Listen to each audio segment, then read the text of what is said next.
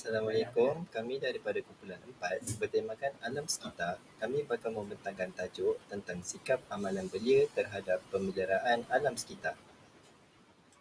Sebelum kami memulakan pembentangan, saya ingin memperkenalkan saya dan ahli kumpulan saya. Nama saya Amir Arif bin Mak Hirong dan ini adalah ahli-ahli kumpulan kami iaitu Muhammad Firdaus bin Abdul Rahim, Nur Anis Ashura binti Razman, Nur Sazabila binti Syazali. Seterusnya Syamimi Maisara binti Yahya, Nur Syamimi Aida binti Suhairi, Fio Nivian Rohani, dan yang terakhir sekali adalah Muhammad Firza Aidi bin Muhammad Hamadi, Ahmad Daniel bin Muhammad Rozi, Muhammad Faris bin Abdul Rahman. Permasalahan, bagaimanakah sikap pelajar terhadap amal-amalan pemeliharaan alam sekitar dalam kehidupan seharian? Apakah faktor-faktor yang mempengaruhi kesedaran pelajar terhadap isu alam sekitar?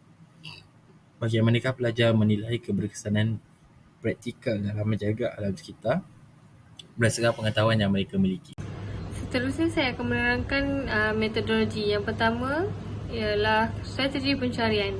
Strategi pencarian adalah kaedah rujukan ke perpustakaan telah dilaksanakan untuk mencari bahan atau idea yang berkaitan tentang sikap dan amalan belia terhadap pemeliharaan alam sekitar dapat diluaskan melalui kajian kepustakaan yang dilakukan. Kaedah yang kedua adalah prisma. Kaedah prisma ini yang membolehkan semakan sistematik iaitu menapiskan artikel yang telah dikenal pasti melalui kriteria kemasukan dan pengecualian berdasarkan persoalan kajian untuk memeriksa pangkalan data besar dalam masa yang singkat. Dalam kajian ini, kaedah yang ketiga kami menggunakan adalah kaedah sumber yang menerangkan tentang melalui pangkalan data jurnal Scopus. Scopus menjadikan pangkalan data jurnal utama yang digunakan dalam kajian sistematik literature review untuk mencari artikel berkaitan dengan persoalan kajian yang telah kami bincangkan.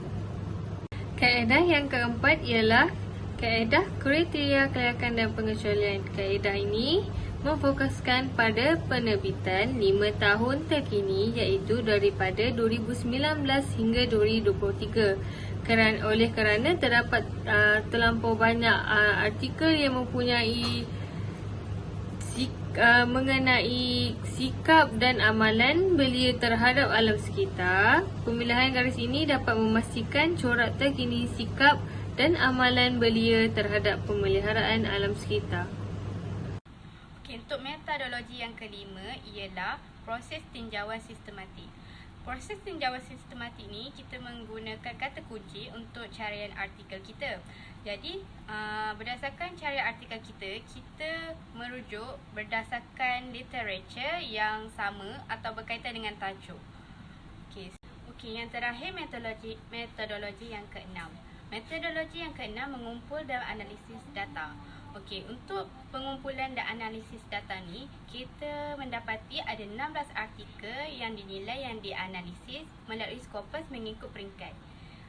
Selepas dianalisis, kita mengumpul artikel mengikut jumlah belia yang terlibat. Selepas itu, kita akan nilai artikel teks penuh untuk mendapatkan maklumat tema artikel, sub-artikel berkaitan tajuk kita. Hasil dapatan kajian jurnal 5 tahun terkini mendapati bahawa terdapat dua sikap yang diterapkan oleh golongan belia dalam pemeliharaan alam sekitar. Yang pertama adalah sikap negatif dan yang kedua adalah sikap positif, ataupun dalam arti kata lain, golongan yang memelihara alam sekitar dan golongan yang tidak memelihara alam sekitar. Baik, apa dua sikap negatif itu adalah yang pertama, tingkah laku, yaitu tingkah laku ini adalah tingkah laku yang dirancang, bermakna orang itu tahu bahwa kita harus memelihara alam sekitar tetapi mereka tidak melakukannya.